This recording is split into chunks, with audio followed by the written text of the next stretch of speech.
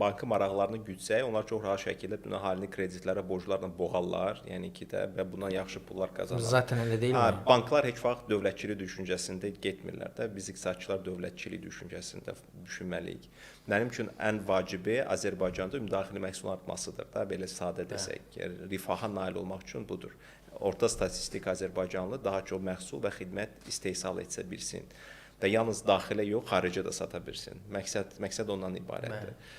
Və bunu sən 5 dənə böyük holdinglə eləyə bilməyəcəksən. Sən bunu gərək small and medium biz dedik kobları bir xeyli inkişaf etdirəsən.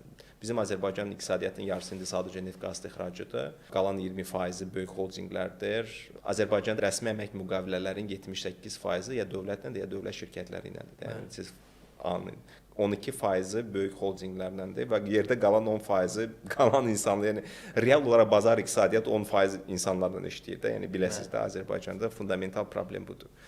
Mən azad bazar iqtisadçısı kimi bunu fragile da, çox zərif olduğunu düşünürəm. Yəni ki bu neftimiz ilkin hesablamalara görə indiki əgər yeni bir kəşf olmasa 32-ci ilə qədərdir. 32-ci ildən sonra bitəcəkdir. Nə edəcək? Qeyri-neft ixracımız böyük hissəsi belə baxanda o sokar polimerdir, sokar karbamiddir. O da neftə bağlıdır.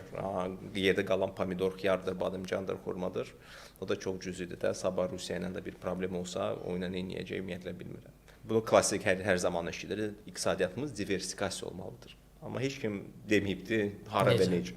Hara və necə sualın hələ indənə kimi açıqdır, 30 illə açıqdır. Mənim fikrimcə hara və necəni heç demək də lazım deyil. Sadəcə insanlara açıq imkanlar vermək lazımdır, özləri bu sualın cavabını tapsınlar. Sadə vergi sistemi, maliyyələşmə, şəffaf. Mən heç demirəm aşağı vergilər olsun da, yəni ki, heç olmasa şəffaf, açıq, aydın, asan, application-ın avtomatik məndən silinsin. Və hamı üçün də eyni qaydalar. Hamı üçün eyni qaydada olsun ki, insanlar bilsinlər ki, budur. Hamımız eyni qayda ilə oynayırıq, rəqabət hamı üçün bərabərdir. Və bu şərtlərdən irəli gedir. Bu laissez-faire kapitalizm deyirik də, yəni imkan verir insanlar özləri nə istəyirlər eləsinlər və bunun nəticəsində bəlkə biz indi heç düşünmədiyimiz yeni bir sektor yaranacaqdır. İndən heç xəbərimiz də yoxdur ondan ki, Azərbaycanda bu ola bilərdi.